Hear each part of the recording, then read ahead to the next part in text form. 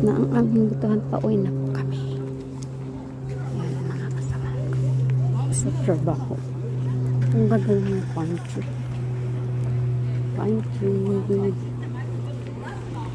Maglalakad na kami pauwi. Nasa park. Nasa parking lot. Ito ang Jeonnam Kodong Hakgyo. Malaking school. Ayan. Daming sasakyan. This parking lot. Tapos na ang aming meeting.